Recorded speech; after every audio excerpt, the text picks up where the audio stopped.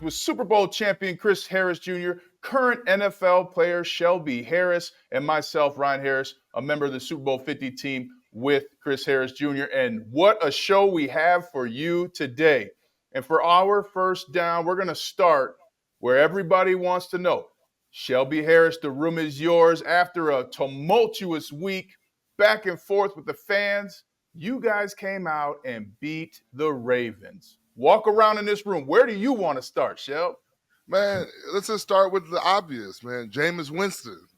That boy Jameis really put the team on his back. And you know, Jameis gets ridiculed a lot because of who he really is. And everyone, doesn't realize that's genuine Jameis right there. But when he gets a chance, Jameis shown he can ball. He has the stats to back it up throughout his time in the league. But I just think people really wrote us off. And it was just a complete team win. Everybody showed up for the win. And, obviously, after everything that happened last week with Deshaun and everything, the fans came out and showed love this week.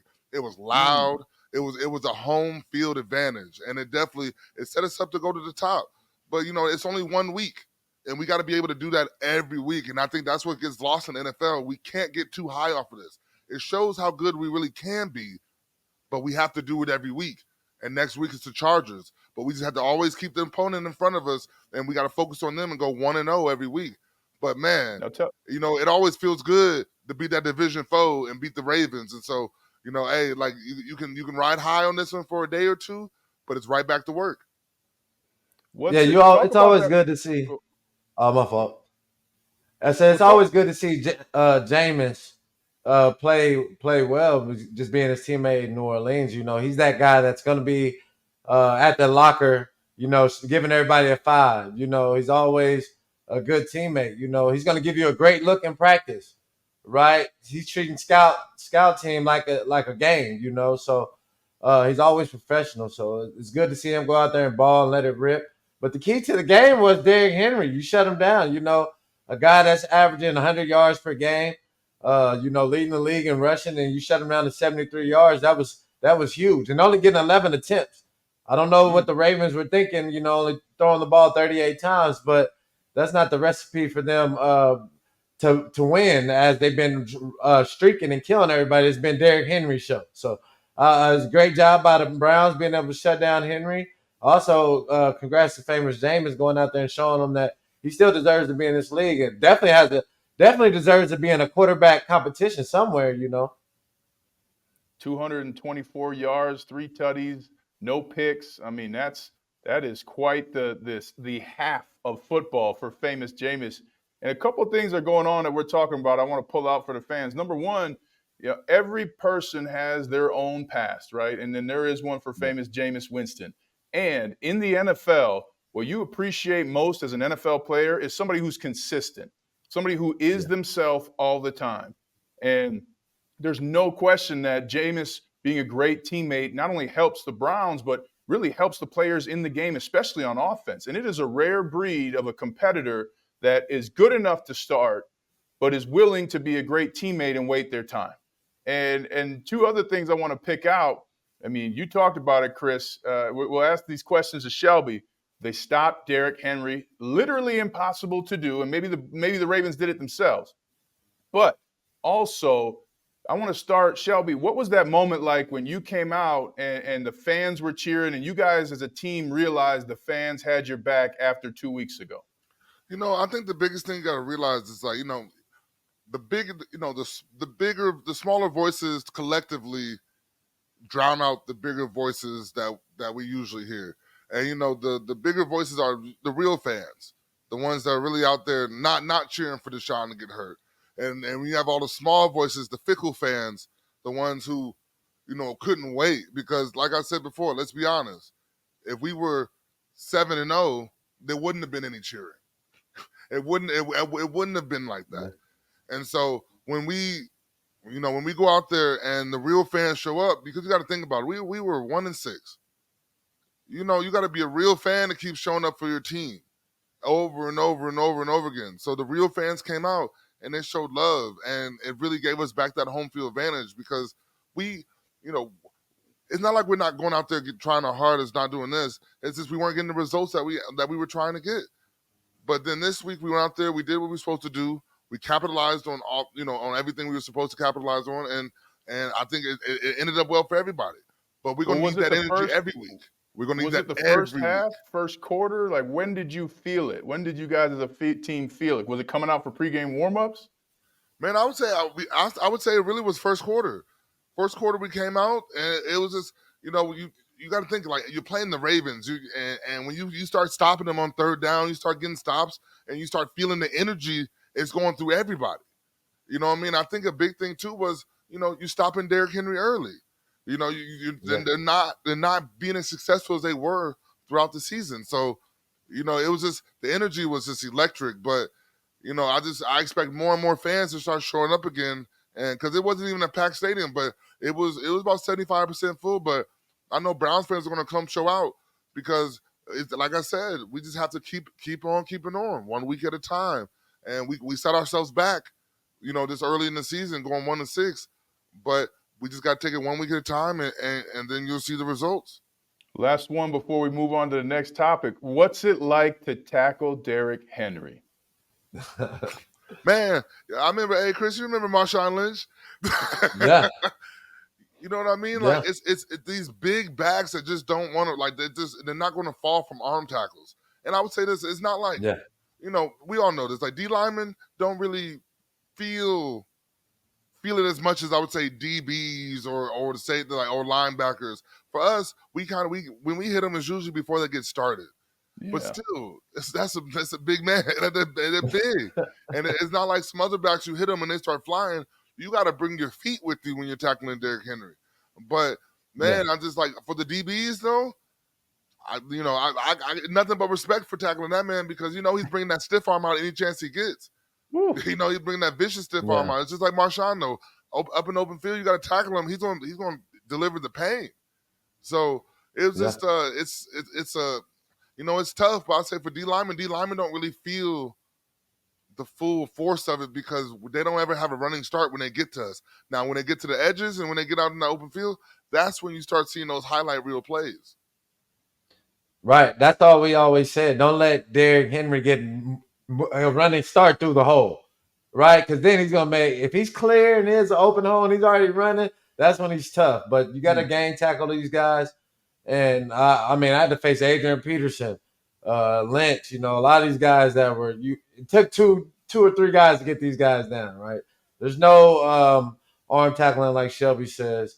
These guys they're going to make one guy miss, and they're always going to get positive yards. So that's what makes these guys the top echelon, in the running back area. And we all saw this one play, the play that went viral, the Commanders' Hail Mary against the Bears.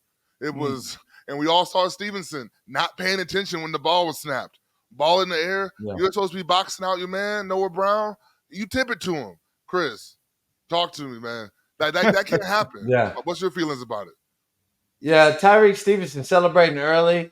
You can tell that they haven't been in that situation too many times, or they haven't felt the burn of it, right? And when you're at left corner in that situation, he has one guy. And on that Hail Mary, we've seen teams act like they're running to the middle of the field and pop right back out to the corner, right? Yeah. So you always have to be aware, especially if you're the only corner to that side. So him not being ready is, that's how you lose games. That's why they lose games like this. And then you always have to have somebody that's behind the pile. Thank right? you. You have your major jumper, which we would always put like a Justin Simmons or Talib or, DT. We would even put DT back there. He's the guy that's going to bat it down. Or if he's greedy, Justin, he can go get the easy little pick, guys that can him or Talib, they're going to try to go pick it. But you always got to have somebody that's behind them, right? And the Bears didn't box out. They didn't have guys behind them, and that's how you lose games, man. And shout out to Jaden Daniels, being able to extend the play. I think he crossed 3 times. They even rushed 3 or 4, I think, 3 guys, and they, that was just they gave him too much time, and he was able to let it rip. Also, so shout out to the Commanders. Let's talk about it. They rushed 3, and it was just terrible rushes by all of them. You know, Yeah. you're allowing the quarterback to go back and forth. There's no contain. There's really no pressure. He's just literally just floating back and forth. Man, like if you get put in a situation like that, you got to look at that as he got to hold on to the ball for a little bit. Somebody got to get free. Yeah. Somebody got to get jiggy with it. Yeah, there's different philosophies you can have. Some coaches will all out blitz you, force you to get rid of the ball fast, but we have to make sure that we can get them down in the back end, right? If you don't trust your back end, then you don't usually run that. But then also you have cloud and you have your prevent coverages. And this has happened to us or happened to me in 2012 when we lost to Baltimore. You know, the Hail Mary with Joe Flacco, right? I don't think we could have been in a better defense. You know, we just didn't execute the defense the proper way. So sometimes it's not on the coaches, it's on the guys for us to be able to finish the game, especially in the secondary, to practice these situations and being able to handle it. And it might only happen one time the whole season, right? Yep. But it's something that we prepare for and still do it every week, right? Just for these key moments. Well, and I think 3 bad things happened on that play. It starts with the defensive rush. I'm with you, Shelby. I mean, you have to understand the quarterback's going to step up. I mean, as an offensive line and as an offense, when you're doing that, you're working. Hopefully, they're only rushing 3, which I always think they should rush 4. But what do I know? I only won a Super Bowl, right? But like, you got to understand the quarterback. He has to wait for the receivers to get downfield, so you have time. So your first rush isn't going to be the rush that gets you there because the quarterback's specifically looking for a place in the pocket to bide time and then throw the ball. And second, what you said, Chris, who was behind for the Bears? They looked like they had never executed that play ever. And poor Tyreek Stevenson, hey, yes, he had a role to play. Don't get me wrong. He was also the only player that touched the football for the Bears, right? So he got in on the play, even though he was distracted. He is going to feel that burn like you're talking about, Chris. But that was a total defensive breakdown from the rush to the positioning to boxing out. And, yeah, Tyreek Stevenson's going to get this kind of vitriol because of how he acted before the play. But he was by no means the only player that made a mistake on that play. Yeah, it's different if you're a veteran DB, right? You're still young. He's still fresh in the league. You know, he hasn't really – made a name for himself. He can't afford to go out there and do things like that coming into the league in 2023, you know. So you as a young corner, you got to always be ready, always be prepared because, you know, you can lose your job off something simple like this, right? Because the coach he lost full trust in you, right? And he was getting beat. Terry McLaurin was hitting him up in the game too also, right? So it wasn't a good game for this kid. So hopefully he can bounce back from this loss. And, the Commanders, they believe in their quarterback. They believe that they have a chance to win every game now. And that's all it takes in a team. If you have a young guy that can make plays and instill belief to everybody around the team, just like the Broncos, they're riding with Bo Nix, right? 5-3. Nobody thought they would have a good record like that this year. But the younger quarterbacks, they're coming in there and they're breathing life into some organizations, into some guys, and now they're getting some success this year. But yeah, about the quarterback though, you got to look at it. It's just like the C.J. Stroud effect in Houston. A quarterback can change the whole culture of a team, even a young guy. Yeah.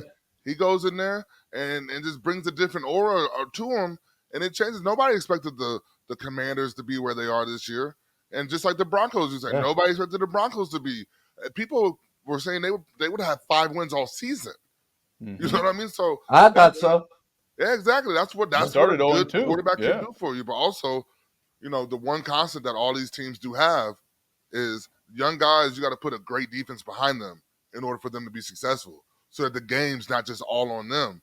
Just like with the Broncos, you see Bo Nix, and you know what, they're playing the Panthers, and you know it's Bryce Young's first start since getting benched, but the offense went out there and scored points. Defense went out there and did what they were supposed to do. And you just see in the Broncos defense, once again, is just showing up when they have to. It's a great thing to see. You know, obviously as a defender, we love watching good defense. As a D tackle, I love watching great pass rush, watching the quarterback be flustered, run around in the pocket. especially a quarterback who already has been struggling, getting hit nonstop in Bryce Young. It's just a blast in the past, like the old days. You know what I mean? So it's just watching the Broncos. It's a different team. You take the pressure off the young quarterback when the defense is doing its job. What about Caleb Williams? Seeing this matchup, him versus Jaden Daniels, it's a rookie. It's going to be a rookie rivalry for pretty much the whole career. And I thought Jaden Daniels outplayed him. I thought he looked better, and I think Caleb Williams only threw for 130 yards, 150 yards lower than that. So I like the Commanders taking Jaden Daniels at number 2. It's gonna be interesting to see. You would think with all the weapons that Caleb Williams has in Chicago that he would be putting up more numbers, but he's just not getting the results. And Keenan Allen, and I don't think he's fitting well in with Caleb right now. I think he might be a veteran receiver that might be on the trading block too. If the Bears don't keep winning, I think he will be on the trading block. And one of the things about Caleb Williams, he's great, 5 to 10 yards, especially in front of him. But, man, he needs to throw with anticipation and more accuracy downfield, and that really takes away from it and from the offense. And you're saying it, Chris. I mean, is it a rivalry, though? I mean, Jaden Daniels, now, hey, they was at home, but there's a piece of this, too, for Caleb Williams. He saw what it's going to take to win games in the NFC, right? If he wants to go to the playoffs, he's going to be seeing Jaden Daniels. Maybe not this year, could be this year, but Jaden Daniels is going to be in the playoffs now, okay? Provided he's healthy, he's going to be there. So there's a piece of this for Caleb Williams, too. If he saw where he should be and he wasn't there. So he's got a tremendous amount of work to do if he can accept the reality. Talk about somebody who has a lot of work to do. Anthony Richardson, right? I've never seen a quarterback say he needed to come out the game because he needed a break. Shelby, how do you feel about this, man? How do you feel about a quarterback needing to take a snap off in the middle of the game? Man, right there. If I was your teammate and I heard you say something like that, I would lose all faith. What have you been doing? At least what have you been doing this whole season or all off season? And here's also the thing too. He was hurt 75% of the season last year. What rehab have you been doing? Or what cardio? It's just I've never heard of a quarterback talking about I'm tired, so I need to take myself out the game. Man, that right there to show that's a losing mentality. As a quarterback, you should never, ever want to take yourself out the game. But also, that's the entitlement. It's I'll go back in a couple plays. My job's safe, no matter what. I'm a first round. I'm a top 5 pick. I'm gonna be out there. Where's that hunger? Where's that drive? Where's that killer instinct? But like to think you could take plays off in NFL, I don't know what. Hey, Chris, Ryan, I don't know what's going on in the league these days, but that's unacceptable. What message is that sending to your teammates? What message is that sending to the rest of the league? You just put a target on your back. Oh, like yeah. This kid's not committed. This kid's not really into this. Like it's truly baffling because I've never seen anything like that. Because you see guys, damn near like stress their body out to the max in order to get onto the field. And then you're taking yourself off because you can't catch your breath. I understand, maybe call a run play. Audible to run play, catch your breath, but to fully take yourself out, man, that's unheard of. There's so many things wrong with this entire conversation, right? I mean, it's like this conversation shouldn't happen. I do want to give space in case he's injured or ill. Maybe we don't know that. But what tells me that this is not an injury or illness situation is Shane Steichen won't even commit to him coming up here for this week's game. And being tired is a choice. Whether you're a parent, a football player, in sales, marketing, being tired is a choice. Your opponent's tired too. You get through a first quarter, nobody's feeling 100% like, whoa, guys, I got wind all day. It is a choice to be tired. And then the separate idea of pulling yourself out of a game. The only time I've seen that is when a running back will tap his helmet, which isn't saying I'm leaving the game. It's saying, hey, if I can get a breather, come get me because I just ran 60 yards, right? I mean, there's a difference of, hey, if I can get a break, get me out of here so I can come back in after production. But when you're Anthony Richardson, I don't even know how that sounds. I couldn't even comprehend And to use your word, Shelby, I'm baffled. That's exactly the word I was thinking about. What is that conversation? Hey, coach, I'm tired. And who's the coach that says sit down? If you tell me you're tired as a quarterback, I'm sorry, I can't hear you. Here's the play we're running when you're back in the huddle. So there's a major malfunction going on and some big issues that ultimately lead me to say that this is what happens with a first-time head coach. This is what can happen. Shane Steichen, remember now, they lost the Super Bowl he was in for being such a great coach. He lost the game, right? And now he's losing a locker room because, by the way, they bring out Joe Flacco. I know he's tired. He's tired right now. You know what I'm saying? Yeah. So to leave that game and to abandon your teammates like that, that is unconscionable. And That's I don't know exactly that what he he's did. I don't know that he can play again if I'm his teammate. I'm talking to the coach today if I'm on the Colts. That's exactly what he did. He abandoned his teammates. You abandon your teammates. In a time of need, your team needs you. And you talking about, I'm tired. Man, that's what I said. It's an entitlement. And his numbers aren't great, right? I'm looking at his numbers right now. He's completing 44% passing. He's averaging 159 yards per game. He has 7 interceptions to 4 touchdowns. Right? He's not in a situation, or he's not in a position productively to be called saying, I want to come out the game. Especially when you have a backup, Joe Flacco, who's proven that he can come in and, be a spark plug for a team. It might not be for a whole season, but for a couple games, he can come in and make some plays. Right? So he's not the guy that I want to let come in. So he needs to get his game together, especially his throwing. He hasn't been accurate all year, and he might need to sit though because he still needs to tune up his game, his technique right now. I think he might be worse in the league right now with his completion, percentage. So Yes, crazy low. yeah, this He's guy not doing 44% is pretty bad. Yeah, and all three of us know, especially your second year, there's a feeling of like, oh shit, I got to prove myself again. But that's what you got to do, right? And I do know from being in the locker room, there's times you can see it on a young player's face. They're not gonna make it, man, right? And to your point, Chris, if he doesn't have the production to be tired, how did you get tired? You're clearly not working. You're not studying the film. You're not running extra practices or throwing sessions after practice. Like, you're not doing the work, and you're tired.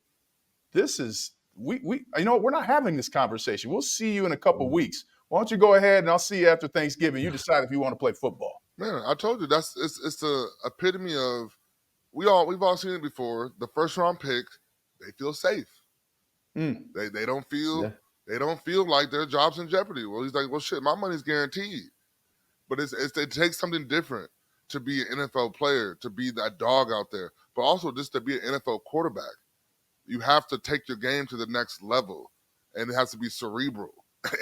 And to say I'm tired and not, it's just you're not in position. And that's the thing is, like, we could talk about, oh, your money's safe, your money's good, but do you want to be an NFL quarterback, or do you just want to be known as the first round pick that made it 2 years in Indy and then they went and already drafted another first rounder the next year?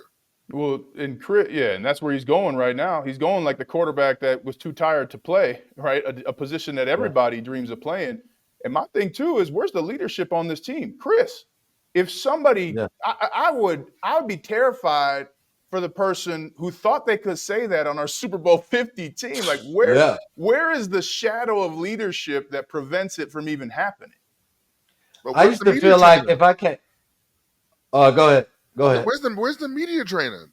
Where's the team being like, don't you dare say some dumb shit like that? Dare. Like, you know what I mean? Like, somebody got slapped in the back of the head and just be like, bro, what are you thinking? Like, you got to come back and clean that up. Like, it's one thing to be tired, but to go out there and tell everybody you were tired, it's just like, it reminds me of that Sam Darnold when he was with the Jets, talking about, I'm seeing ghosts. Like, no, like, you can't. You can't put your teammate, you can't put your own players out like that.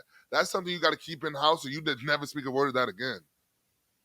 Yeah, I would feel like, man, I'm letting the whole team down if I come out, because it could be a touchdown. We could lose the game because I came out the game. So that's the type of pressure I would put on myself, right? And I think anybody should. Like, Ryan should feel, if I come out, my backup's going to miss this block, it's going to be a sack force fumble, we're going to lose the game. Like, I think that's any type of player's mentality, right? And just to come out the game at quarterback, right now where they're protecting you and they're not really hitting you like how we used to hit. And I know I'm looking at his stats. It's not like he's running all over the place. Right? He shouldn't be that tired out there on the field, especially to let an old man Joe Flacco to come in. He's older than you, right? How old is this kid? I know he's less than 25. So he's like 22, 23. And Joe Flacco's got kids. You know he's tired every day. Man. This guy, and I know this guy's a freak athlete, or he's supposed to be, right? So the Colts, man, they got to figure it out what they're gonna do. I don't know if this guy's the answer right now. He has a lot to prove, man. He's gonna have to go and clean up that with the media, right? Because I'm pretty sure worldwide he's probably getting destroyed for his comments. And also he's gonna have to build the confidence in that team and that player because he's a young quarterback, which the guys you can see they probably don't believe in this guy all the way. And that changes how they run the routes for receivers. That changes, as a lineman, you're thinking, hey, man, we got to help each other now because he's going to be holding on to the ball, things like that, total difference. But let's change to a quarterback who's riding high, like Jaden Daniels. For third down, let's go to the Denver Broncos. Bo Nix and the Denver Broncos on their second win streak of the year. And, guys, what I love is, yes, you're going against the Panthers, but you have Bo Nix throw with anticipation for the first time all year. You two play defense. You know how important it is to throw with anticipation. Cortland Sutton continues to dominate. The defense dominates. Shelby, let's start with you. What did you love about the Broncos win?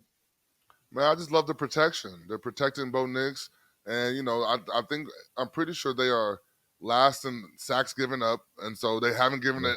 They haven't really he hasn't been getting hit, and which makes it easier for your quarterback to make the reads. You see the anticipation throws, but also he's making the easy throws. You get the rhythm throws. You get the things that are going to get you in the rhythm to take the team deep. You know what I mean? And then, it's just the defense. Obviously, we can't talk enough about the defense. But what I love about Bo Nix, though, is that he's moving around the pocket. You've seen him use his legs a little bit, and he's becoming active. And that's you hate as a D lineman. You hate a quarterback that can extend the plays because corners can only cover for so long. Eventually they're going to get open. Even the best ones can only cover for so long. And so with Bo Nix doing what he does, moving around the pocket, and finally you see, like you said, Ryan, throwing with anticipation, man, that's what I said. The offense is starting to come along.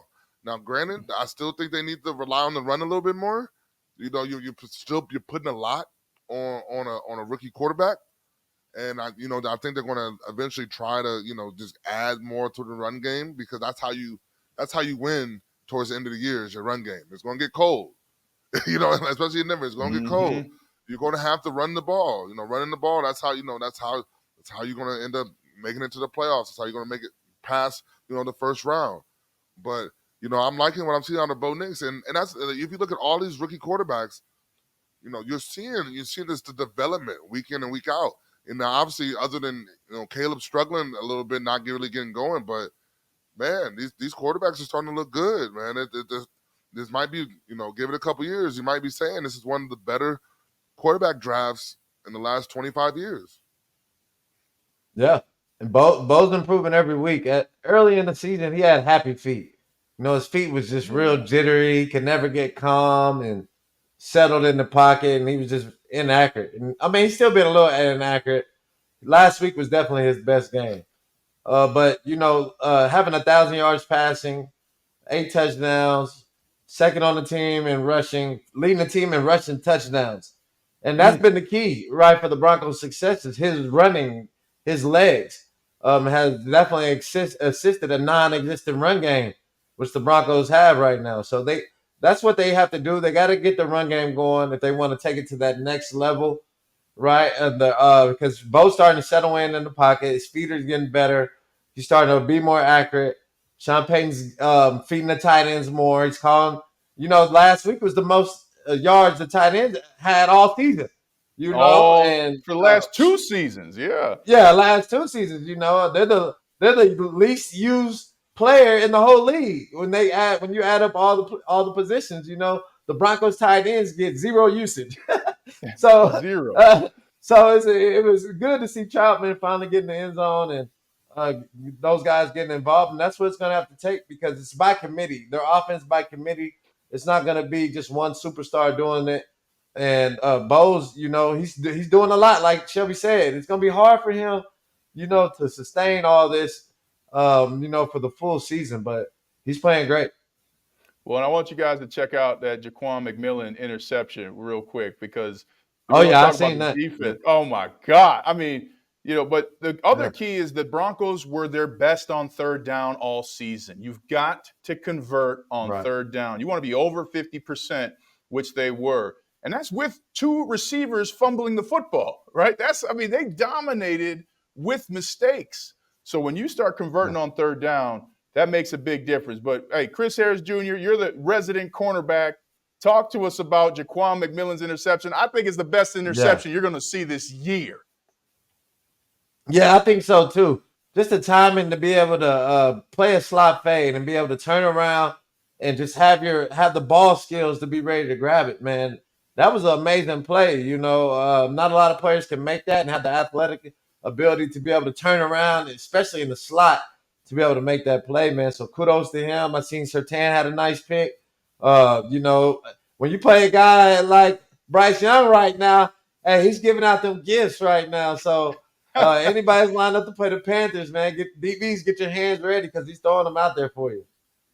Okay. Hey, for fourth down, let's talk real quick on a couple subjects. The first part of fourth down, let's talk about these Bengals. Are we concerned? Is this time to get concerned about the Bengals making the playoffs now? Yeah, I think it's been time. They refuse to do the one thing that they need to do. They need to shore up that offensive line. You can't really run the ball. Joe Burrow, it's you can only rely on Joe Burrow to do so much when he has to get the ball out of his hands so quick. And then the defense, is not getting the stops when they need to. So, it's not over. It's never over in this league until it's over. But they definitely got to make some changes in order to be successful later in the season. I think they still got a shot. They still got a chance. It's still pretty early in the AFC. Everybody's kind of in that little range where they're at right now, 3 losses to around 4. So I think they might be able to sneak back up in there if they can pass Baltimore. It's gonna be hard to pass the Steelers, but you never know. They could drop off too. So I would say it's still a little early on the Bengals. Their defense isn't as good as it has been the past 3 years, but you never know when you got a guy like Jamar Chase and T. Higgins, anything can happen. Yeah, you said it. It's getting crowded at the top of the AFC playoff picture now. The Broncos are in that conversation. Yeah. The Chargers, the Steelers. There's teams now that are in that conversation that's going to make it a packed room for the Bengals to go up. But let's talk about the Steelers. Let's talk about the Steelers real quick. Because the Steelers are winning games purely based really off of defense. Their defense is winning them games every week. Their offense really still hasn't gotten going. Najee Harris had probably like one of his better games this season against the Giants on Monday night. But, with Russ going out there, Russ is throwing those 50-50 balls and giving his receivers chances, but their offense really hasn't even gotten going for them to be in the position they are at 6-2. Man, the Steelers got to be feeling great about themselves right now. It's looking scary for the Steelers right now because their defense is dominating. Pure dominating, forcing, and biggest thing, they're forcing turnovers. That's what the best defenses do. Yeah, they had a strip sack, fumble, and an interception to end in the last 2 drives of the game against the Giants. Now, it is the Giants, right? So to your point, Shelby, where was the offense? Why was it so close? But clutch time, that's when Russell Wilson shows up. I'm happy for Russ. He's changing the narrative. He's showing people that he still got it. But I'm with you, Shelby. You're confident if you're the Steelers, but you also know there's work to do if you want to win a championship. Well, we just have to be honest. Russell has upgraded their offense. So even though in the short span, the first 2 games, most of his ratings are higher than Justin Fields. Yeah, I know his quarterback rating is. So, and he's throwing probably almost 100 yards more per game. So we just got to give kudos to Russ. He is making the offense a little bit more explosive, right? They're at least throwing the ball down the field.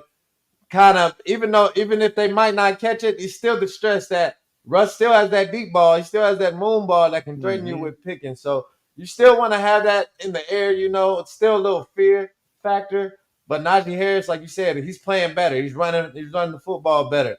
I see. I mean, he's always jumping over somebody. I don't know.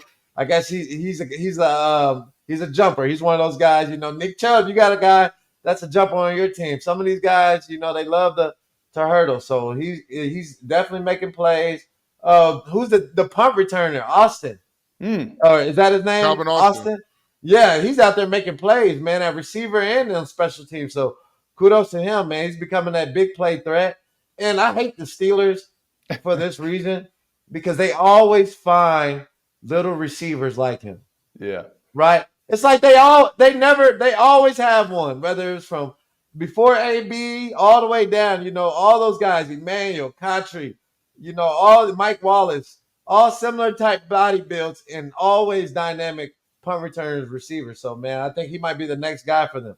Well, I know from playing with the Steelers, they look for the same type of guy. I mean, let's be clear. The Steelers are the best drafting organization in the NFL. Nobody does it and has done it longer, more consistent than they have. And that's a testament to the organization, to Mike Tomlin, who's a Hall of Fame coach. I mean, he's a motivator. Every single day he says, first rule in getting better is showing up. Second rule, listening is a skill. It's your job to figure out how you listen, and our job as coaches to deliver you information in that manner. And the team responds, and that's what you're seeing right now with the Steelers. But then one last team that's responding, CU, they're finally ranked again this season. Coach Prime says he doesn't want to be ranked, but what do you guys make of CU and their continued march toward a possible college football playoff?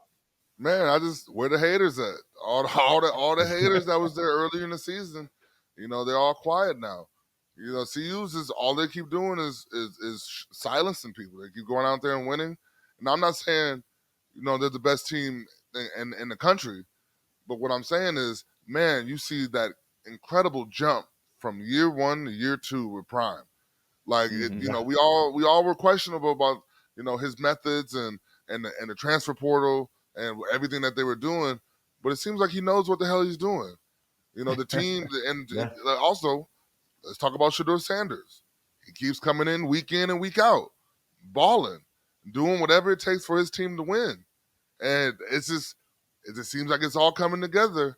They're finally back in the rankings this week, and so I'm excited to see what they can do. But, man, like we said earlier in the season, for them to if they can make a bowl game this year, man, this is nothing but a success. Nothing but a success. Right. So, man, kudos to CU. They're doing what they got to do. Travis Hunter's out there balling. Jimmy Horn Jr. is out here doing his thing. The defense is holding up. So it's just, things are looking good for CU right now. Oh, yeah, and they can finish strong, have a chance to be able to play in the Big 12 championship. I think they already bowl eligible, having 6 wins, so at least they get an extra game. That'll be good for their program. They were at the bottom of the barrel, right? Especially even when my last couple of years at Kansas, we had to play CU, and they were trash then, right? They were falling off. So seeing them bounce back, it took them a while, and they went through tons of coaches before Coach Prime. People have to give him credit for really changing that program, with the media, him. I just seen Travis Hunter in his locker or in his room, still in the LeBron James shoes, right? Just marketing things like that. He's pumping LeBron shoes in his shoes, and he's using Travis Hunter to do it. You know what I mean? So if you go there, if I'm a kid, I'm looking to go there just because you're gonna get that exposure. They're always prime time. It seems like they're always the late game where everybody, at night, everybody can watch them play. So I love the way that he's doing. I love the way he changed the program. And I just don't know how long he's going to be there. That's another topic for another day. About Florida State looking like they need I see a lot of teams that big schools that could use him and really might have way more money than Colorado that he could fit in nice with. So it's going to be interesting to see how they do. But I'm definitely proud of the way he's definitely changed the program and uplifted it for sure. You can't knock a man for wanting to go back to his alma mater. Florida State's looking like they might need somebody at the end of the year. Florida State's struggling right now. So, hey, you never know. And, Shedeur and Travis Hunter, they're going to be gone, after the season. This is it. So, you never know what's going to happen. But I wouldn't be surprised if you start hearing those rumors of Deion Sanders going to Florida State. We do know that Florida State money will be more than the CU money, though, for him. So that's the one thing we do know is that CU might have to come up out the pockets if they want to keep him here. And with the NIL, it's like, hey, hit that portal guy. Everybody you're losing your team now. You know what I mean? It's not like, hey, it's not like now just because the head coach leaves, now all those guys stay. Nah, they're gonna follow Deion. So wherever Deion goes, man, you know he's bringing a lot of his guys. Mm-hmm. Absolutely. Well, that's our show for this week. Thanks for joining We're the Harrises. Make sure to share, like, subscribe, tell your friends, and come back next week for the best talk in football.